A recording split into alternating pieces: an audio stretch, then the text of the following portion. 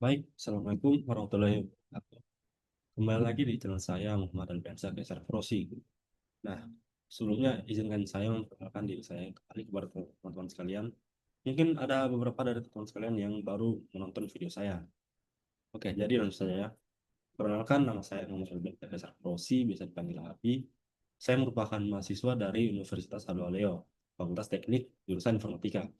Nah, di video saya kali ini, saya akan ini memperlihatkan kepada teman-teman sekalian atau bisa dibilang belajar bareng lah. Kita akan belajar bareng atau belajar bersama-sama mengenai mata kuliah dari struktur data. Nah, untuk materi yang kita ini dulu ya, kita refreshing dulu. Jadi sebelumnya itu di materi saya yang pertama kita membahas ini.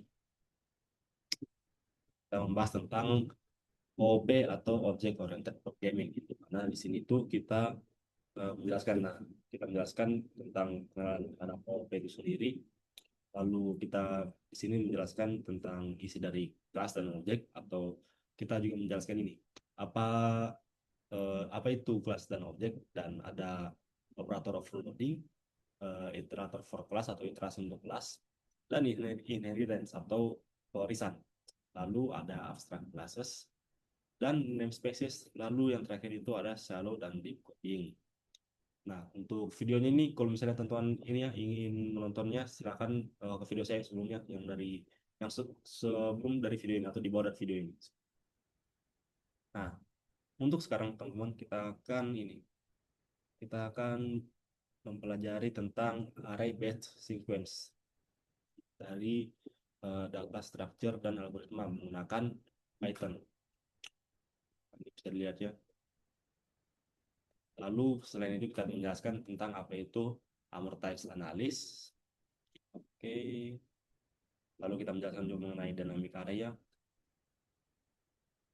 Next. Oke, di sini ada geometric increase di dalam capacity. Lalu ada arithmetic progression. Oke, ini bisa dilihat.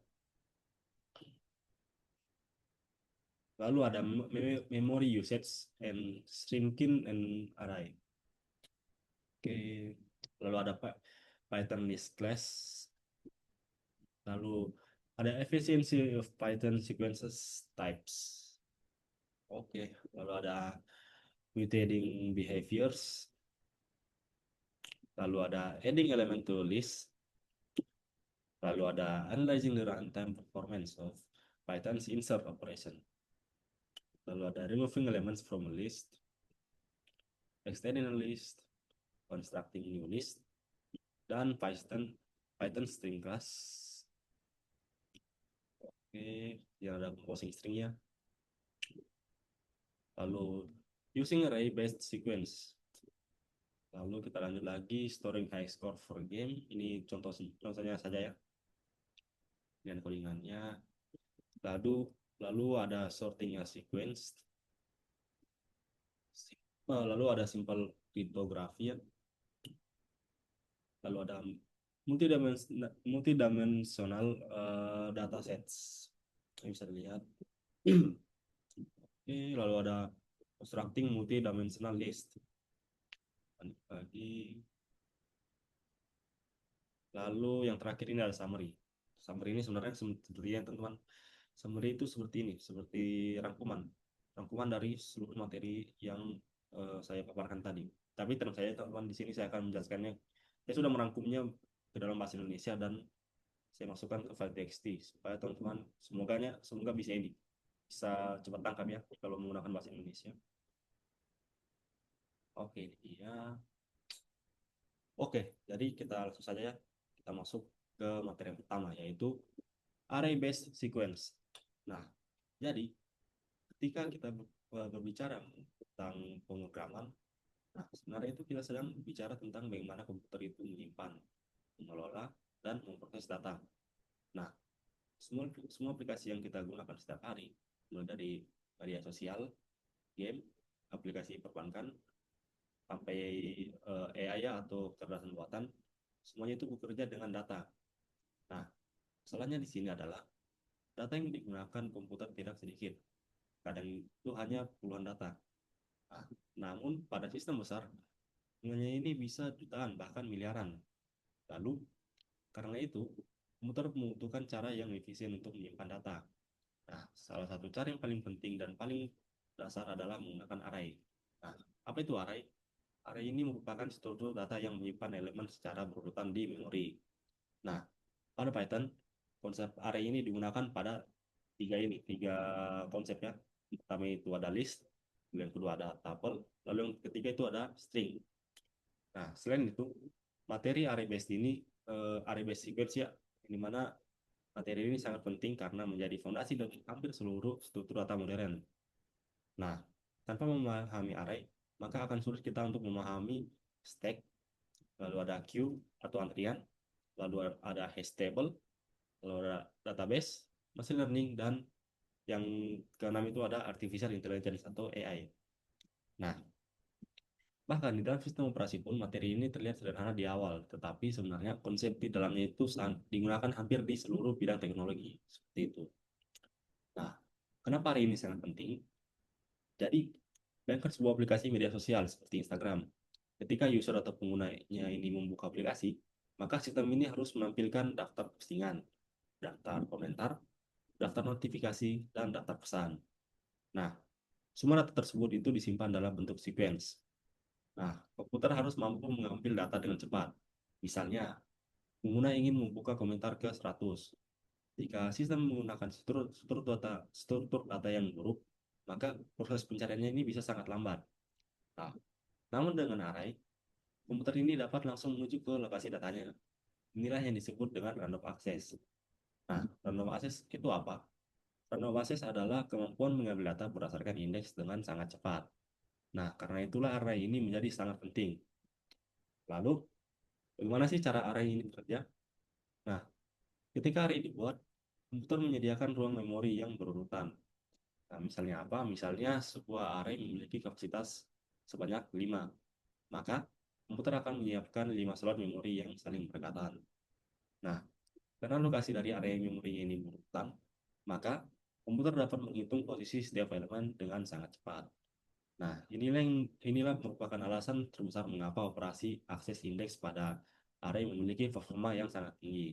Namun, masalahnya adalah bagaimana jikalau kapasitas array itu penuh? Misalnya, sebuah aplikasi awalnya hanya menyimpan 100 data, lalu aplikasinya ini berkembang menjadi jutaan data. Lalu, jikalau ukuran arraynya tetap, nah, sistem tidak akan mampu menampung data tambahan.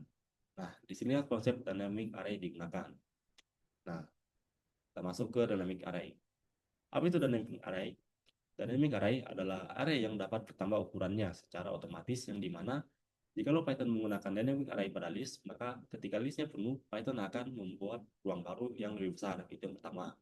Lalu yang kedua, Python akan menyalin seluruh data yang lama. Lalu yang ketiga, Python akan memindahkan data ke tempat yang baru.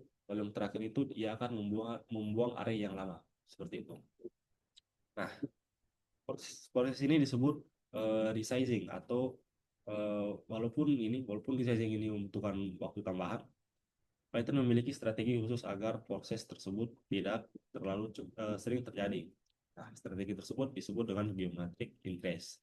Nah, jadi kalau misalnya ada teman-teman yang bertanya apa itu resizing, dia akan mengubah ukuran ukuran dari array sebelumnya seperti itu. Nah, lalu kita lanjut ke bagian geometric increase. Nah, geometric increase ini berarti dia akan kapasitas array-nya itu diperbesar menjadi berkali-kali lipat. Jadi dia akan dinaikkan seperti itu. Contohnya apa? Contohnya misalnya di sini ada data yang awalnya 4, dia akan ditambah menjadi 8. Jadi 4 tambah 4 menjadi 8, lalu 8 menjadi 16 karena 8 tambah 8 16, lalu 16 menjadi 32 karena 16 tambah 16. Seperti itu. Nah, kenapa sih cara itu penting? Karena jikalau kapasitas hanya bertambah satu persatu, maka resize akan terjadi terus-menerus. Nah, akibatnya apa? Akibatnya performa program menjadi sangat lambat. Nah, bayangkan jikalau aplikasi TikTok yang menerima jutaan video baru setiap hari, maka jika setiap penerbang video membuat sistem resize satu slot demi satu slot, maka server akan menjadi sangat lambat seperti itu. Nah, karena itulah sistem modern ini menggunakan pendekatan geometric increase. Lalu, Dengan strategi ini, sisa sini menjadi jauh lebih jarang seperti itu. Lalu kita lanjut ke bagian advertise analysis. Nah, jadi teman-teman, ketika kita membahas dynamic array, kita harus juga memahami tentang amortize analysis. Nah, apa sih itu amortize analysis? Jadi, amortize analysis adalah metode yang ini untuk menghitung biaya rata-rata operasi dalam jangka panjang. Nah, konsepnya ini sangat penting dalam komputer. Kenapa? Karena pada kenyataannya tidak semua operasi memiliki biaya yang sama. Nah, sebagian besar operasi ini operasi open pada Python itu sangat cepat. Namun, sesekali ada operasi mahal ketika risetnya itu terjadi. Nah, jikalau hanya melihat satu operasi mahal tersebut, maka kita mungkin menganggap eventnya itu lambat. Nah, padahal secara keseluruhan event tetap sangat efisien. Lalu, amortize analis ini cukup membantu ketika kita memahami performa yang sebenarnya seperti itu. Nah, lalu kita lanjut ke bagian ini, contoh nyata dari amortize analis. Nah, jadi teman-teman sekalian, bayangkan sebuah prasmanan, sebuah warung restoran prasmanan. Nah, sebagian besar pelanggannya ini hanya mengambil makanan dan langsung duduk. Namun, sesekali juga pegawai harus mengisi ulang makanannya. Nah, mengisi ulang itu memang ini memerlukan waktu yang lebih lama ya. Lalu, tapi karena pengisian ulang itu tidak dilakukan setiap saat, maka ternyata pelayanannya itu tetap cepat. Nah, konsep ini bisa dibilang mirip lah dengan sistem append pada dynamic array. Nah, risetnya itu memang mahal, tapi risetnya itu juga jarang terjadi. Nah, karena itulah rata-rata event itu tetap bersifat cepat seperti itu. Nah, lalu kita lanjut ke bagian ini. Kita harus ini ya, pentingnya memahami kompleksitas. Nah, oke. Jadi sini teman-teman, banyak ini, banyak programmer pemula hanya fokus pada ini, apakah program itu berhasil dijalankan atau di running. Nah, padahal pada dunia nyatanya, performanya ini sangat penting. Bayangkan jika aplikasi e-commerce seperti Tokopedia atau Shopee, ketika ada promo besar, yang dimana jutaan pengguna atau user mengakses sistem secara bersamaan. Nah, kalau algoritma yang digunakan itu tidak efisien, maka servernya itu akan menjadi lambat, yang pertama. Lalu yang kedua, aplikasi itu akan mengalami delay. Lalu yang ketiga, transaksinya itu akan gagal atau langsung error. Lalu yang keempat, penggunanya itu tentu saja akan kecewa atau bisa dibilang ini paling apa kemungkinan terburuknya itu mereka akan pindah ke aplikasi saingan kita seperti itu, perusahaan saingan kita. Nah, jadi karena itulah programmer harus memahami kompleksitas waktu. Nah, kompleksitas ini membantu kita memperkirakan seberapa cepat program bekerja ketika datanya itu semakin besar. Nah, lalu kita lanjut ke bagian operasi cepat dan lambat pada list. Nah, jadi pada Python tidak semua operasi list ini memiliki kecepatan yang sama. Nah, beberapa operasinya juga ini sangat cepat. Contohnya apa? Contohnya itu yang pertama append yang saya sudah jelaskan barusan. Lalu ada access index. Dan ketiga ada membaca panjang list. Nah, namun ada juga beberapa operasi lain yang lebih mahal. Contohnya apa? Contoh yang pertama itu ada insert di awal list, lalu yang kedua remove di awal list, lalu yang ketiga itu ada pop di awal list. Kenapa bisa tiga operasi itu mahal? Karena ketiga operasi tersebut membutuhkan shifting. Karena shifting itu berarti seluruh elemen itu harus digeser. Nah, lalu teman-teman kita akan lanjut di bagian contoh nyata dari shifting itu sendiri. Nah, jadi bayangkan sebuah antrian parkir mobil. Nah, kalau ada mobil baru masuk di posisi paling depan, maka semua mobil lain itu harus mundur. Nah, semakin banyak mobil, maka semakin lama juga prosesnya. Nah, hal yang sama terjadi juga pada insert di awal list. Ketika elemen baru dimasukkan di depan, maka seluruh elemen lain harus bergeser. Dan prosesnya itu juga membutuhkan waktu yang lebih lama. Nah, nah itulah insert di awal sini memiliki kompleksitas yang linear. Lalu kita lanjut, mengapa event ini lebih cepat?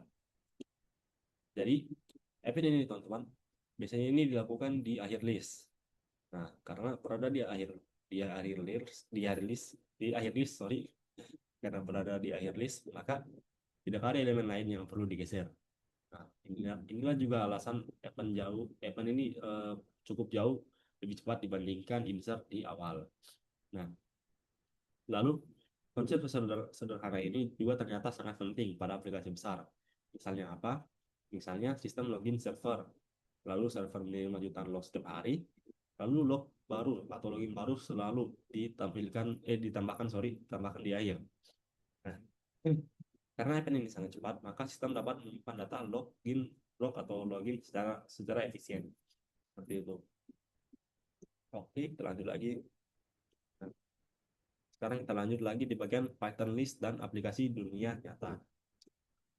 Jadi teman-teman sekalian, Python list ini digunakan hampir di semua bidang. Contohnya apa? Contohnya pada mesin learning. Nah, ketika sebuah data itu dibutuhkan. Jadi, yang pertama ini data-data yang ada di mesin learning itu ada yang bersifat gambar, lalu ada yang bersifat angka, lalu ada yang bersifat teks dan sensor. Nah, semuanya ini teman-teman sering disimpan terlebih dahulu di dalam sebuah list. Nah, contohnya itu pada aplikasi cuaca misalnya. Nah, sensor mengirim sebuah data suhu setiap detik. Lalu data tersebut disimpan secara berurutan. Lalu listnya ini memungkinkan setiap sistem dan mengakses data dengan lebih cepat. Itu. Lalu kita lanjut ke bagian tuple dan keamanan data. Nah, jadi tuple ini berbeda dengan list. Tuple ini bersifat immutable atau cukup dia ini tidak dapat diubah setelah dibuat. Kenapa bisa tuple ini bersifat penting? Karena pada beberapa sistem data tidak boleh berubah. Contohnya apa? Contohnya misalnya itu ada koordinat GPS. Nah, jika koordinatnya itu berubah secara tidak sengaja, maka sistem navigasi bisa salah. Lalu, karena itulah tabel ini sering digunakan untuk menyimpan data tetap. Dan selain itu juga, eh, tabel juga ini bersifat lebih aman. Dan tabel juga bisa lebih hemat memori. Seperti itu. Nah, lalu kita lanjut ke bagian string dan penerapannya. Nah, jadi string sebenarnya ini juga merupakan sequence yang berbasis array. Nah, string juga bisa digunakan hampir di semua aplikasi. Contohnya apa? Contohnya yang pertama itu ada chat, kalau ada pencarian, kalau ada dokumen, kalau ada subtitle video, kalau yang terakhir itu ada password. Nah, ketika user atau pengguna mengetik pesan di WhatsApp, maka sistem akan menyimpan karakter secara berurutan. Nah, karena string ini immutable, setiap perubahan string sebenarnya membuat string yang baru. Nah, inilah alasan manipulasi string besar itu kadang cukup mahal. Oke, lalu kita lanjut ke bagian matching. Nah, salah satu penggunaan string paling penting adalah pattern matching. Nah, pattern matching ini berarti mencari suatu pola dalam teks. Contohnya apa? Contoh yang pertama itu ada fitur pencarian Google, lalu yang kedua ada pencarian kata pada Microsoft Word, lalu yang ketiga ada pencarian hashtag di media sosial, lalu yang keempat ada filter spam email. Nah, ketika pengguna mengetik kata pada Google, sistem harus mencari pola tersebut di miliaran halaman web. Nah, selain itu juga, walaupun ini bersifat ini ya, pattern matching ini terlihat sederhana, sebenarnya proses di belakang layarnya itu sangat kompleks. Nah, dasarnya ini berawal dari konsep pencarian string. Seperti itu. Oke, sekarang kita masuk ke bagian sorting. Nah, jadi apa itu sorting? Sorting ini adalah proses menguruskan data, di mana hampir semua aplikasi menggunakan sorting. Contohnya apa? Contohnya yang pertama itu ada pengurutan harga produk, lalu ada pengurutan skor game, lalu ada pengurutan komentar terbaru, lalu ada pengurutan ranking mahasiswa. Nah, tanpa sorting, data akan sulit dibaca seperti itu. Lalu kita lanjut ke bagian insertion sort. Nah, jadi pada materi ini kita akan membahas mengenai insertion sort. Nah, jadi insertion sort ini bekerja dengan cara menyisipkan elemen ke posisi yang benar. Nah, konsepnya itu cukup mirip ketika kita menyusun kartu. Nah, cara kita mengambil satu kartu lalu menempatkannya di posisi yang sesuai. Nah, jadi metode ini sederhana dan cukup mudah dipahami. Nah, walaupun tidak cocok untuk data yang sangat besar, tapi insertion sorting ini sangat penting untuk memahami dasar sorting seperti itu. Lalu kita lanjut ke bagian contoh nyata dari sorting itu sendiri. Nah, jadi bayangkan sebuah aplikasi marketplace. Ketika pengguna memilih harga termurah, maka sistem harus mengurutkan ribuan produk. Ataupun ketika pengguna memilih rating tertinggi, sistem ini akan kembali melakukan sorting. Nah, tanpa algoritma sorting yang baik, maka proses pencarian produk bisa sangat lambat. Seperti itu. Sekarang kita lanjut ke bagian simple cryptography. Nah, materi kriptografi juga ini membahas bagian dari ini Caesar cipher. Jadi, walaupun terlihat sederhana, konsep ini juga merupakan dasar dari kriptografi itu sendiri. Nah, kriptografi ini biasanya digunakan untuk apa? Yang pertama itu untuk keamanan password, lalu transaksi bank, lalu komunikasi internet, dan keamanan aplikasi. Seperti itu.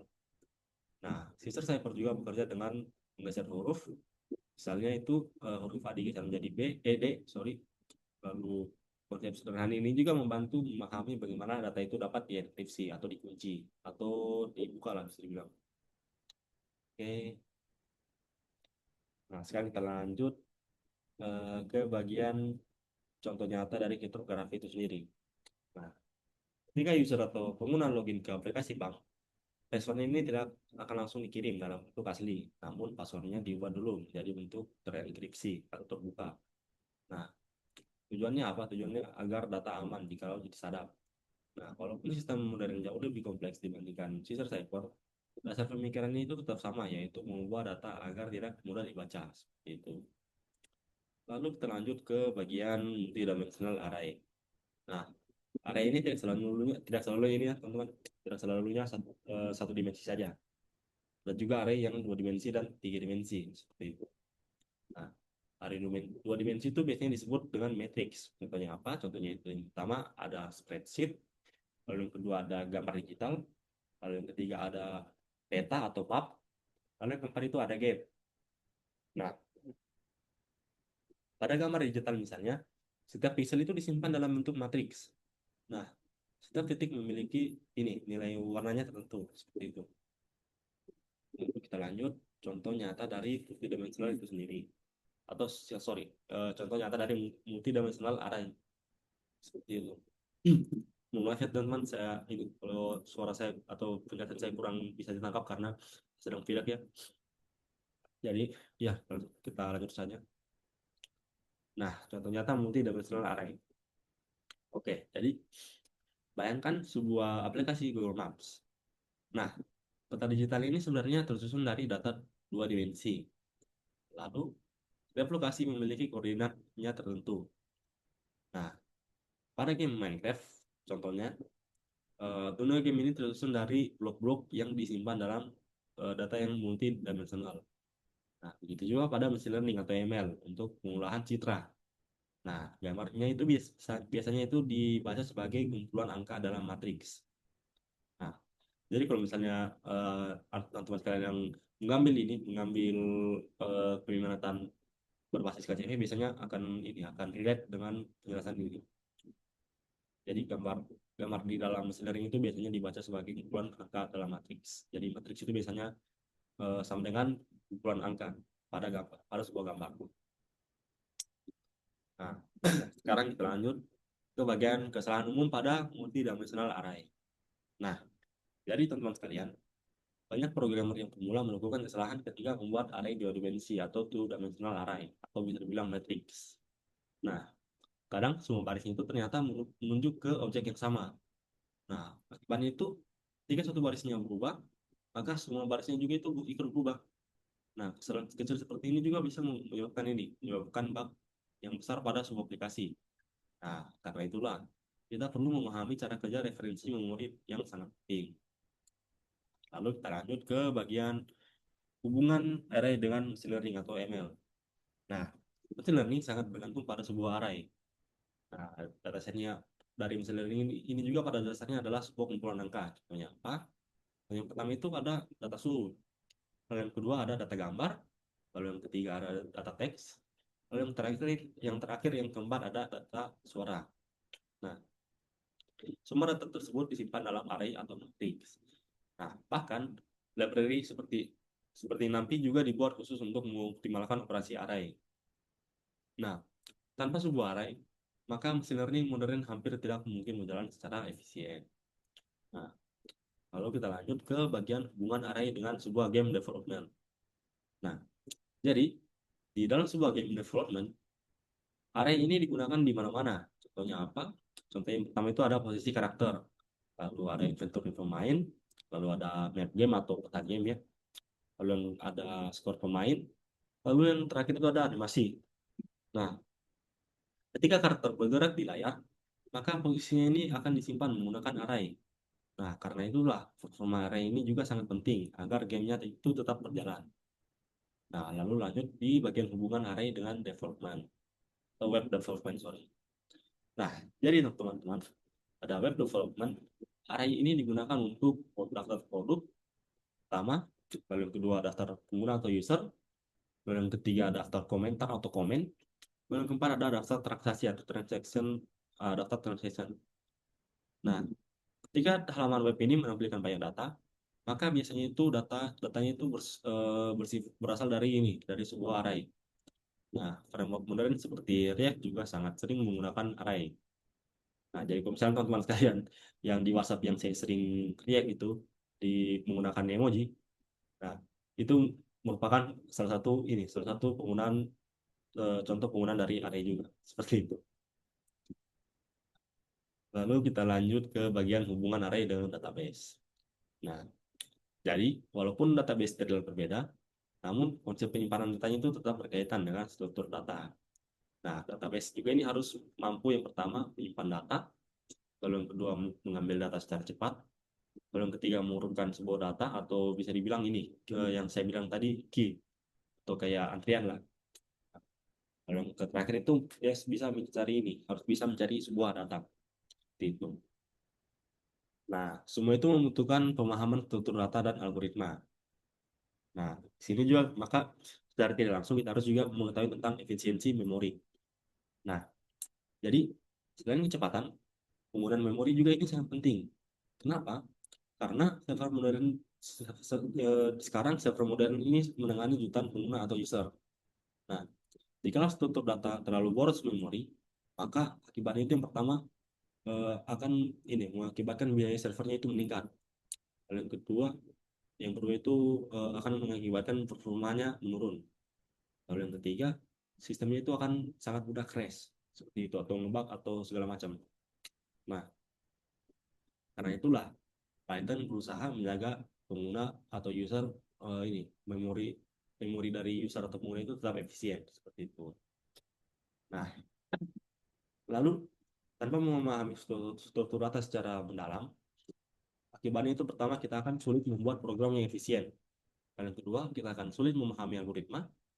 Dan yang ketiga, kita akan sulit masuk ke dalam bidang AI yaitu artificial intelligence. Lalu yang keempat, kita akan sulit membuat sistem yang berskala besar. Nah, perusahaan teknologi besar sangat memperhatikan kemampuan struktur data. Maka karena itulah materi ini sering muncul di dalam sebuah interview kerja seorang programmer seperti itu. Nah, lalu kita masuk ke bagian summary atau kesimpulan. Nah, jadi teman-teman sekalian, array based sequence ini bukan hanya sekedar materi tentang list ataupun array. Nah, materi ini juga mengajarkan bagaimana komputer bekerja dalam mengelola data kita dalam belajar. Misalnya, yang pertama itu bagaimana cara sebuah data itu disimpan, lalu yang kedua bagaimana sebuah data itu dipindahkan, lalu yang ketiga bagaimana performanya itu dihitung, lalu yang keempat bagaimana sebuah memori itu dikelola, lalu yang kelima bagaimana sebuah algoritma juga itu kerja seperti itu. Nah, konsep-konsep ini digunakan hampir di seluruh bidang teknologi modern, mulai dari media sosial, game, dan juga artificial intelligence, machine learning, hingga sistem keamanan internet. Jadi bisa dibilang di dalam materi ini cukup mencakup tiga peminatan dari IT, khususnya di universitas saya. Jadi dia ini mencakup dari FPL atau software, lalu dia juga mencakup AI atau KCV, lalu dia juga ini mencakup di dalam bagian bidang ini jaringan. Nah, karena itu kita harus memahami array based sequence ini. Kita harus memahami sebuah array based sequence karena array based sequence ini merupakan langkah awal yang sangat penting untuk menjadi programmer yang baik. Semakin besar sistem yang dibangun, maka semakin penting pula pemahaman terhadap struktur data dan kompleksitas algoritmanya. Nah, materi ini mungkin terlihat dasar, tapi sebenarnya menjadi fondasi bagi teknologi besar yang kita gunakan setiap hari. Nah, oke teman-teman sekalian, kita sudah sampai di penghujung untuk penjelasan ini, penjelasan materinya. Jadi, ini ya, saya lupa memberitahukan kepada teman-teman sekalian. Jadi, untuk di video saya biasanya itu untuk di awal saya akan menjelaskan materinya ini teori dari materinya. Jadi di bagian awal itu saya akan menjelaskan pemahaman dari materi-materi yang saya paparkan. Jadi seperti ini salah satu contohnya. Lalu di akhir itu saya akan memperlihatkan kepada teman-teman contoh live coding dari materi-materi yang saya sudah jelaskan tadi, yang saya sudah jelaskan di sini. Oke, saya rasa untuk itu saja untuk bagian penjelasannya. Sekarang kita lanjut ke bagian live coding. Baik, teman-teman sekalian, seperti yang saya sudah jelaskan sebelumnya, ya. Jadi sekarang kita masuk di bagian ini, bagian live coding. Jadi sudah saya beritahu sebelumnya. Jadi awalnya itu saya akan menjelaskan kepada teman-teman mengenai materi yang akan saya praktekkan. Lalu setelah saya menjelaskan tentang pemahamannya, contohnya segala macam, nah saya akan langsung lanjut ke bagian live coding. Sini kita akan live coding secara langsung dan kita akan sekarang juga ini akan membandingkan hasil dari codingan tersebut. Oke, jadi itu saya. Sekarang kita mulai dari bagian ini, bagian array base sequence ya, teman. Ini kita buat bisnis, kita buat dulu list ya. Misalnya kita tulis data, data sama dengan, sorry, data dengan di dalamnya ada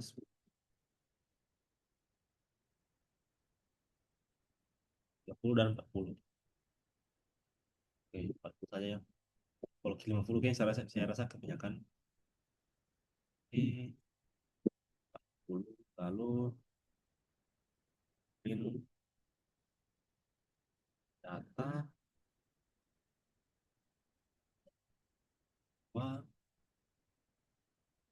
Oke, lalu di bawahnya kita akan buat tabel ya teman-teman.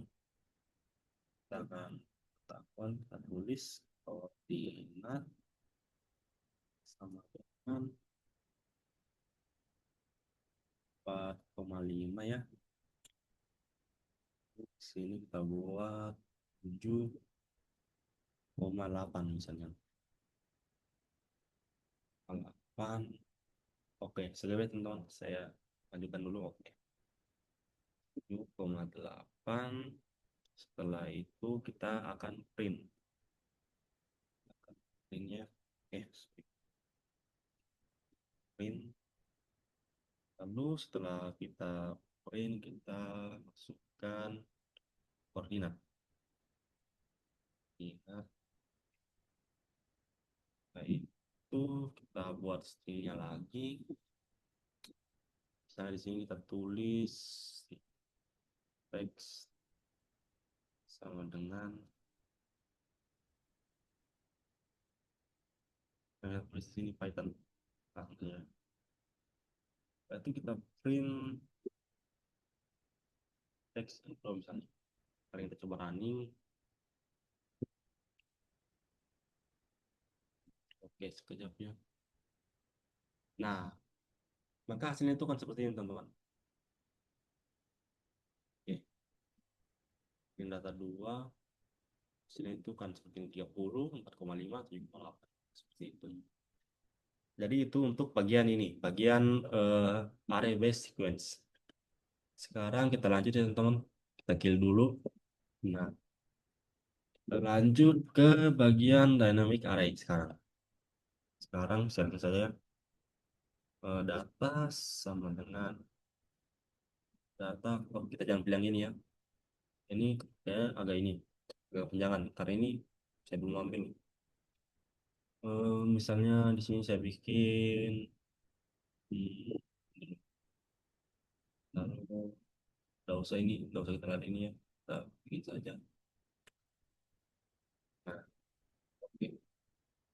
Lalu kemarin kita buat for i in range Oh, sorry, sini bukan import. Oke, data pen, data pen di itu di bawahnya kita print datanya. Print itu data. Oke. Sekarang kita coba runningnya teman. Nah, maka hasilnya itu kan seperti ini. Dia akan membuat sebuah ini. Kalau dibilang itu sebuah piramid atau taat, enggak sorry. Dia akan dibuat ini, dibuat sebuah tangga. Kalau piramid itu kita akan menggabungkan dari beberapa ini, beberapa output. Jadi dia akan buat tangga 0, 0,1, 0,123, 0,1234, 0,12345 sampai ke 10 terakhir. Tapi 10-nya ini tidak diambil. Jadi kalau misalnya saya tes lagi, saya tes lagi teman-teman. Kalau misalnya saya tes misalnya 5D. Lalu kita jalankan. Nah, maka dia akan berhenti sampai ke 5 juga teman-teman. Seperti itu. Itu untuk bagian dynamic array. Sekarang kita lanjut lagi. Kita lanjut ke bagian runtime open operation. Sini misalnya saya suka import time. Lalu saya buat data. Ini kasih saja.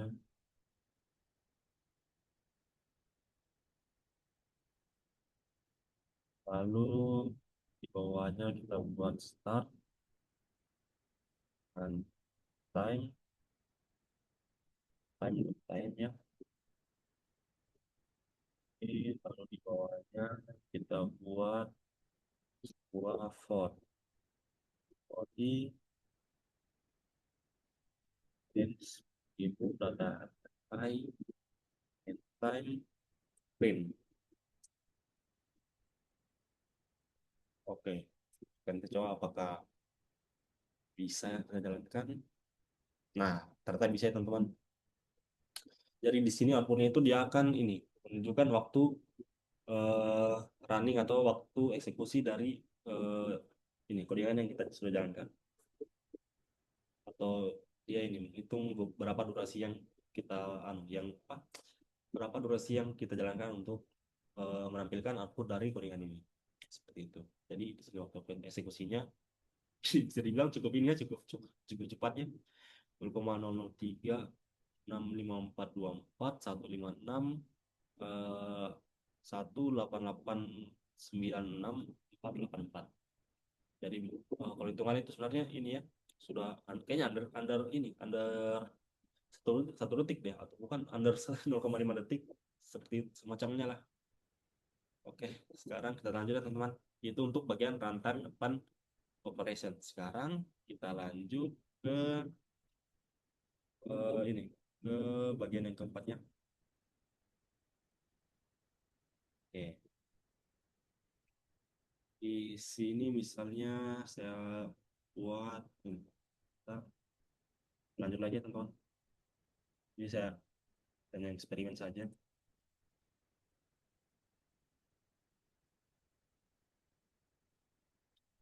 Ah, for i in range and ya data pen. Langsung kita coba. Oh, ternyata ini artinya sebenarnya cukup mirip sebenarnya sama yang sebelumnya. Tapi kita coba lagi.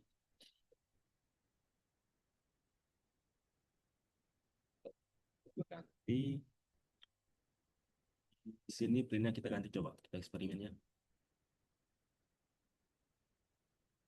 Print. Eh, eh, Karena di sini jumlah data.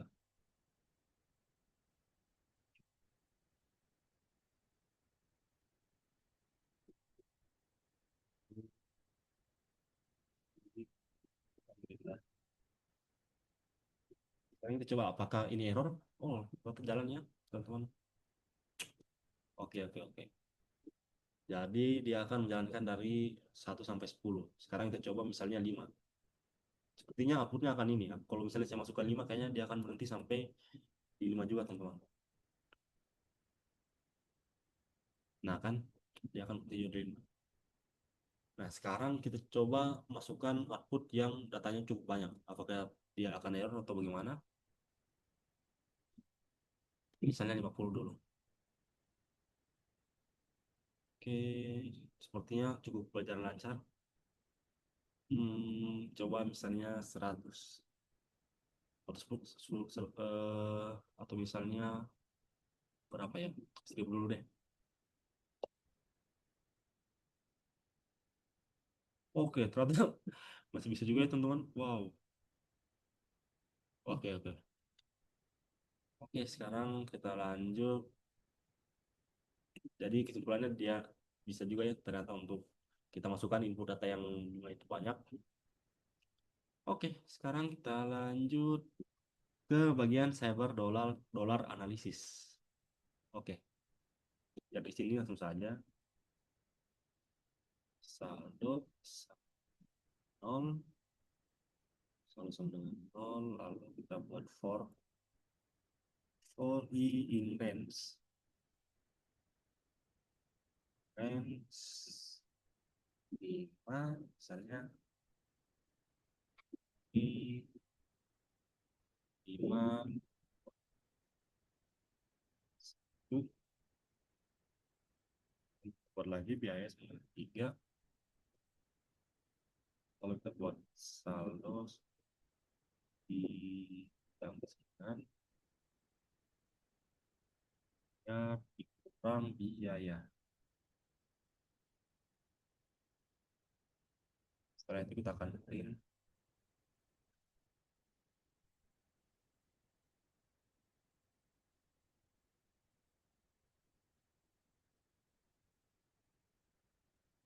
Kayaknya enak perlu pakai ini deh teman-teman.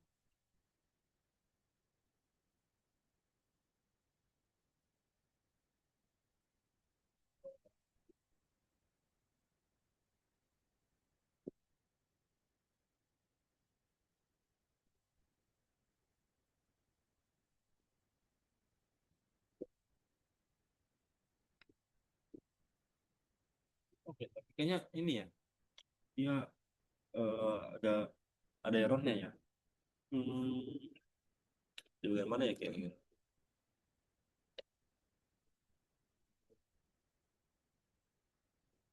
Oke, coba misalnya yang 5 deh, oh 10.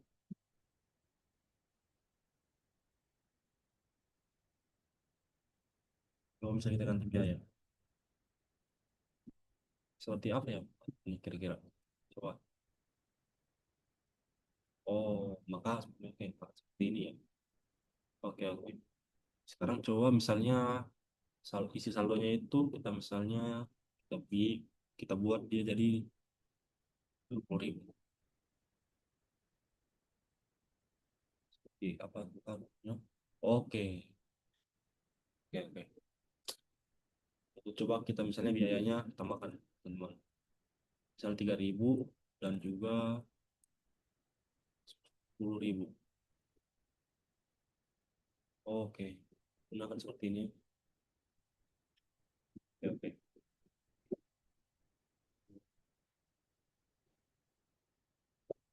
Ya, saya rasa itu solusinya teman untuk bagian sepak analisis.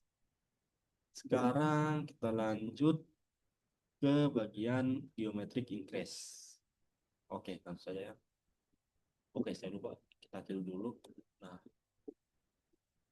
lanjut ke geometric increase. Sini sitas sama dengan 1. Lalu di sini kita buat for i in range range.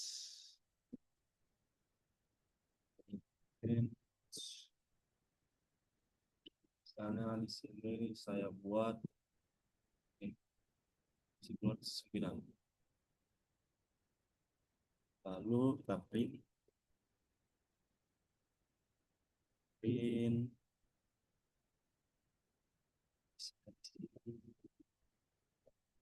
kapasitas ini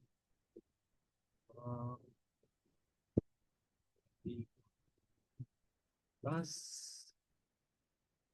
lalu di bawahnya lagi kita buat kapasitas.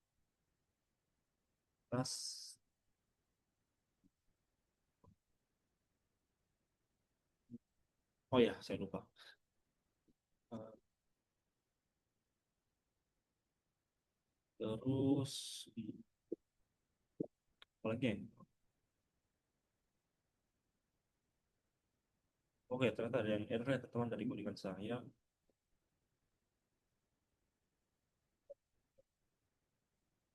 Oke, ternyata agak ini ya, agak sensitif ya ternyata. Tidak apa-apa. Sekarang kita coba pakai error. Oke, ternyata berjalan ya. Oke, satu dua. Jadi aku gunakan seperti ini. Jadi codingan itu kapasitas dengan satu, for i in range 9. Lalu kita print kapasitas, kapasitas kita panggil juga function atau kelasnya. Lalu kapasitasnya ini kita jumlahkan atau tambahkan dengan dua. Saya seperti ini. Oh iya iya iya. Jadi eh, bendungan ini akan ditambah dengan dua. Jadi satu tambah dua sama dengan tiga, tiga tambah dua sama dengan lima, lima tambah dua sama dengan tujuh, tujuh tambah dua sama dengan sembilan, sembilan tambah dua sama dengan sebelas, sebelas tambah dua sama dengan tiga belas, tiga belas tambah dua sama dengan lima belas, lima belas tambah dua sama dengan 17. Sekarang misalnya kita coba 10. Jadi oh oke oke. Ternyata ini ya teman-teman, eh, beberapa kali pengulangannya kita tampilkan seperti itu. Sekarang misalnya kita coba deh. Misalnya coba intensitas 5, lalu kapasitasnya itu 10. Apakah dia bisa berjalan? Nah, kan? Jadi pengulangan itu sebanyak 5 juga karena yang kita masukkan di sini 5, lalu jumlahnya itu akan ditambah dengan 10. Jadi satu tambah 10 sama dengan 11, 11 tambah 10 sama dengan 21, 21 tambah 10 sama dengan 31, 31 tambah 10 tambah sama dengan 41. Gitu. Oke, sekarang kita lanjut ke bagian arithmetic regress.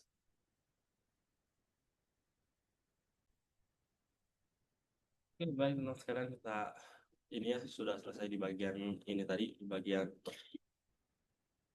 sorry, kita selesai di bagian aritmetik, peningkatan aritmetik. Sekarang kita lanjut ke bagian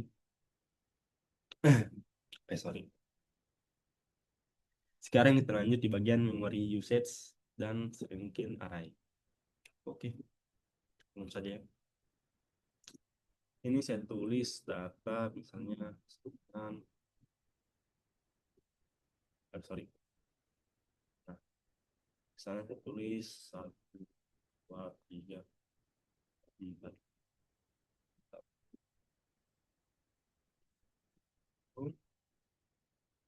Lalu di bawahnya saya print. Sini saya print. Eh, di sini saya print misalnya jangan lupa.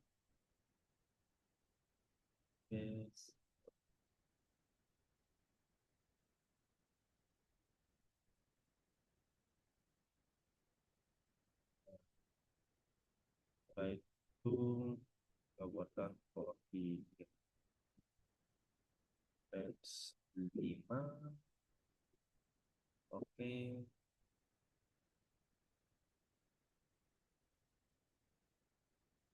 kalau di sini kita jangan kita print ya, kita misalnya kita sini kita eksperimen saja, kita tes. Nah, kita pop,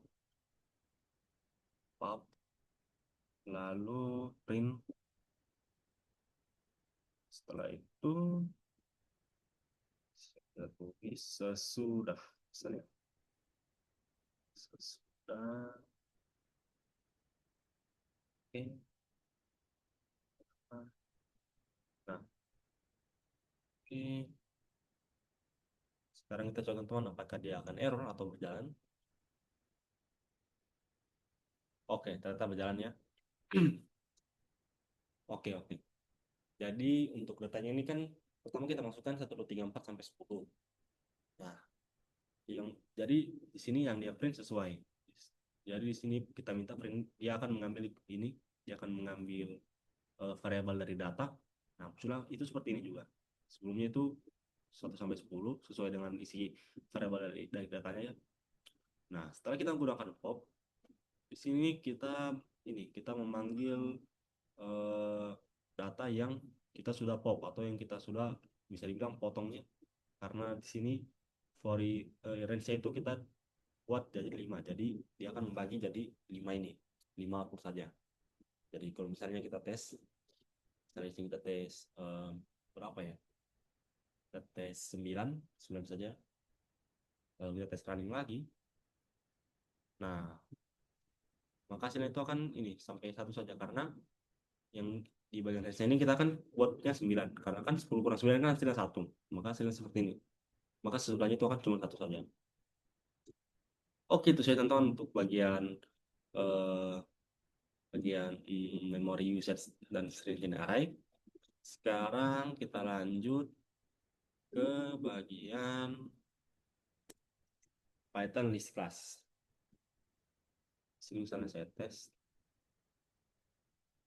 was dan misalnya enggak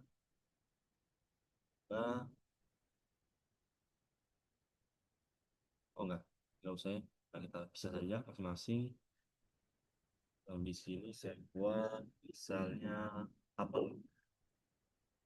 Apel. Setelah itu di sini saya masukkan pisang. Sorry. Oke, pisang. Lalu di sini kita buat append-nya ya. Buat append. Oke. Lalu di sini misalnya yang kita mau append-kan itu misalnya lalu kita print saja. Oke, sekarang kita tes apakah dia akan error. Apakah dia akan error atau berjalan? Oke. Maka hasilnya itu dia akan berjalan teman-teman. Misal di sini kan di bagian variabel ini, di bagian variabel buah kan isinya itu ada mangga, apel, pisang. Nah, lalu di sini kita buatkan variabel append-nya. Di sini buah saya tambahkan mangga. Nah, maka hasilnya itu sesuai juga.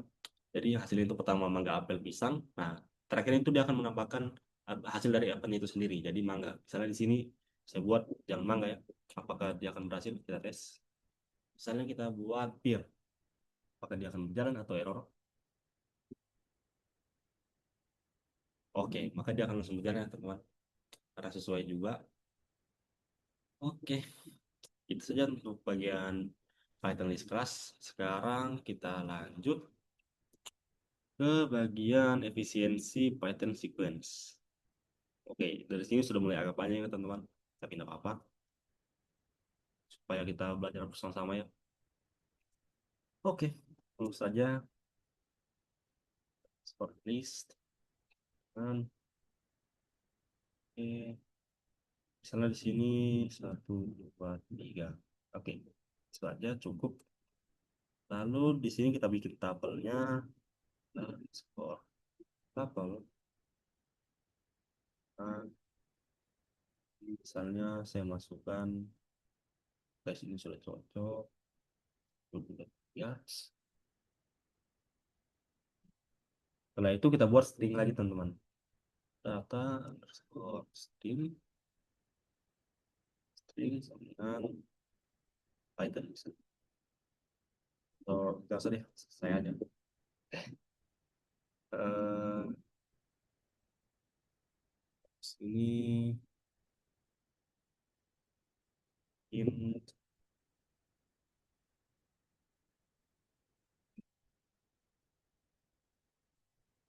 Ya, sekarang kita coba apakah dia akan berjalan atau dia akan error. Tes. Nah, maka hasilnya itu akan seperti ini teman-teman. Data variabel dari data list itu isinya 1, 2, 3. Lalu variabel dari tabelnya itu 1, 2, 3 juga. Maka hasilnya itu akan seperti ini.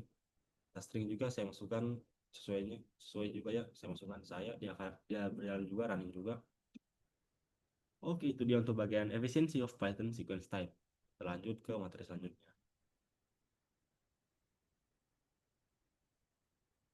Oke, tunggu kayaknya. Oh iya. Oke, tunggu sekejap ya teman-teman. Saya ambil jas dulu karena laptop saya sudah mulai setengah.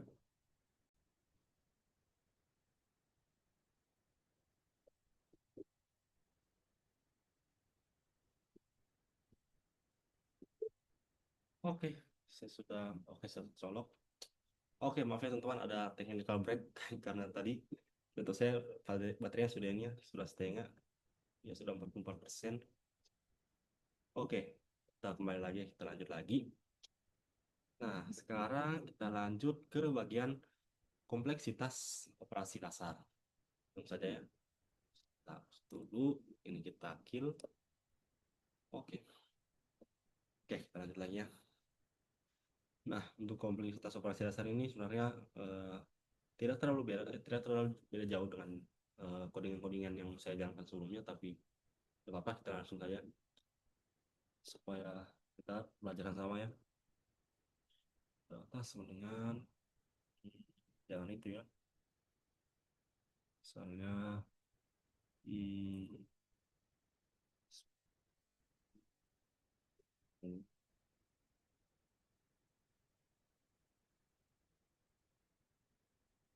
setelah itu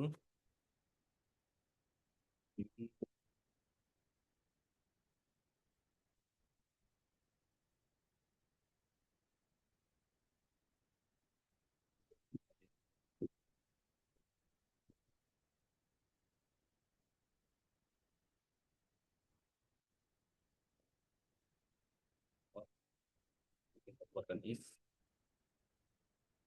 30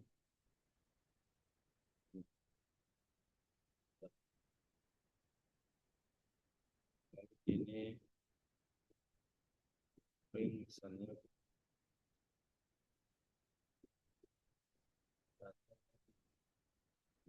tadi akan error atau tidak. Oke, sekarang kita coba tesnya teman-teman. Apakah dia akan error atau dia akan berjalan? Oke, coba. Nah, ternyata dia akan berjalan teman-teman. Oke, nah dari sini di variabel data kita buatkan isi datanya itu 10, 20, 30, 40, 50. Lalu print data, lalu print data 2. Oke, terus sini if dalam datanya itu lalu sini kita print data. Oke, oke. Oke, itu untuk bagian kompleksitas operasi dasar. Sekarang kita lanjut ke bagian ini. Kita lanjut ke bagian mutating behavior. Nah, sekarang langsung saya teman, saya jalankan 2, 3. Oke, itu cukup ya. Nah, lalu wah ini kebanyakan ya kayaknya. Jangan-jangan. Kita ambil saja misalnya 4. Oke, kita tambahkan datanya dari 4. Setelah itu kita insert lagi. Kita coba insert. Insert 100. Lalu kita coba remove ya teman-teman. Remove misalnya sini 2 yang kita remove. Nah, lalu kita print data. Sekarang kita coba dulu ya pakai pop. Apakah dia akan berjalan atau dia akan error? Oke, jadi dia akan berjalan ya teman-teman. Nah, sekarang kita coba misalnya. Kalau pop popnya ini kita coba hilangkan. Apakah dia akan error? Atau ada perbedaan? Oke, jadi ada perbedaan ya. Sekarang kita coba eksperimen lagi. Kita tambahkan lagi remove. Misalnya. Oke, cukup berbeda ya. Sekarang tambahkan lagi remove. Tambahkan lagi remove. Coba tes. Oke. Ternyata setiap penambahan ini, penambahan apa? Penambahan setiap kita menambah sebuah metode ternyata outputnya cukup beda ya teman-teman. Jadi memang kita harus cukup ini ya, cukup teliti untuk melihat codingan codingan kita karena takutnya kalau satu saja metode yang kita ini kita tidak jeli melihatnya maka hasilnya akan berbeda seperti itu. Oke, itu saja untuk bagian mutating behavior. Sekarang kita lanjut lagi ya. Kita lanjut lagi ke bagian insert operation. Nah, di sini kita coba saja teman-teman. Misalnya angka, ini boleh nih, sampai 10. Oke, lalu sini kita coba insert. Oke, sorry. Nah, kita lihat sini insertnya. Insert.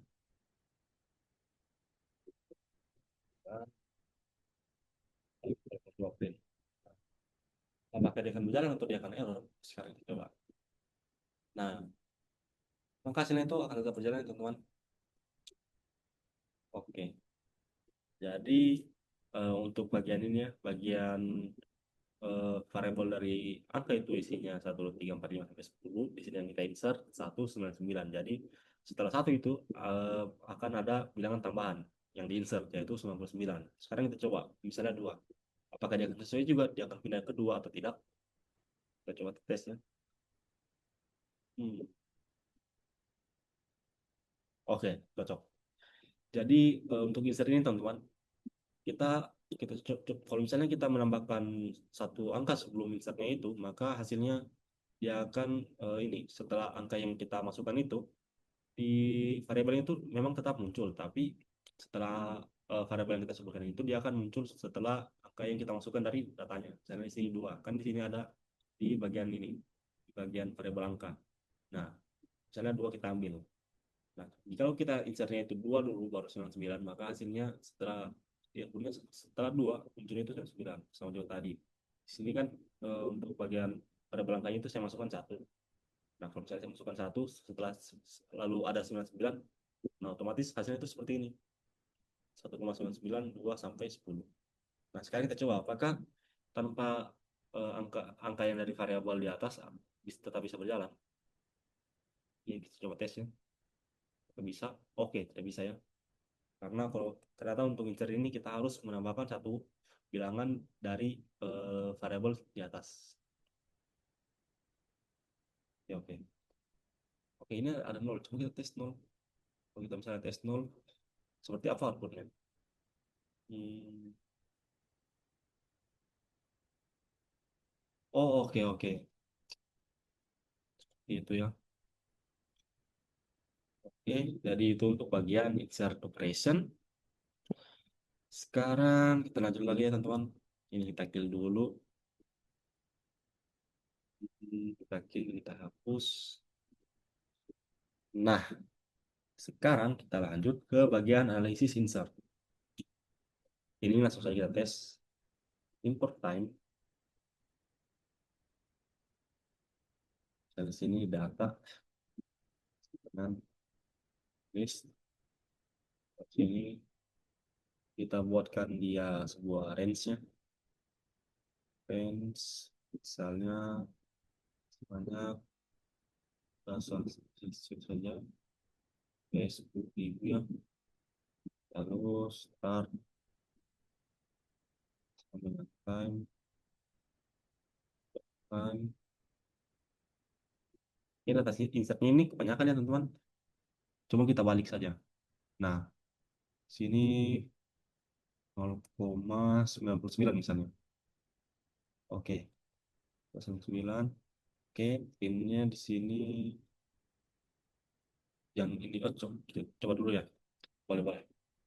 Kita coba dulu gunakan ini. Menggunakan end dan startnya. Apakah dia error atau jalan? Oke, maka sini itu akan berjalan, teman-teman.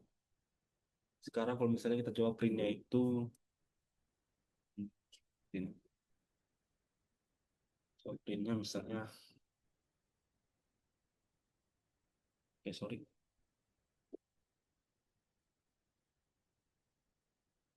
Nah, kalau ini itu seperti ini. Apakah dia kena error atau gimana?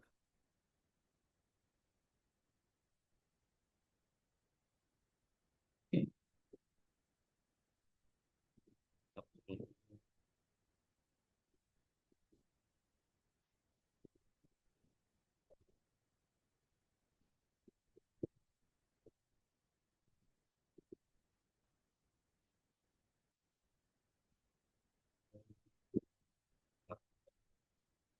Sekarang kita coba jalankannya. Oke, hasil itu akan seperti ini. Waktu insert di depan itu sebanyak 3, kayaknya nggak sampai deh. Kayaknya cuma ini ya, 0,3 detik karena runningnya itu cukup cepat. Sekarang kita coba tambahkan lagi, misalnya start 2, time dot time, data pen 0, end 2, time time, print waktu pen di belakang misalnya. Oke, so apakah dia akan error atau berjalan? Oke, senang itu akan seperti ya teman-teman. Karena di data pen-nya kan itu kita tidak menambahkannya. Kita cuma masukkan 0, jadi otomatis dia tidak akan menambahkan, tidak akan diperhitungkan lah seperti itu. Oke, itu saja untuk bagian analisis insert. Sekarang kita lanjut ke bagian removing elements.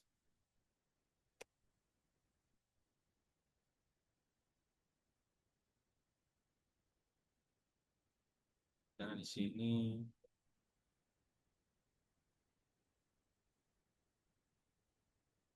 kita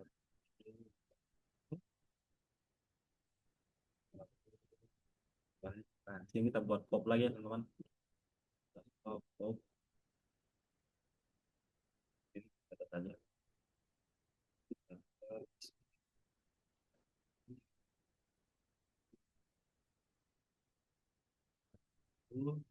Kita jadi remove misalnya.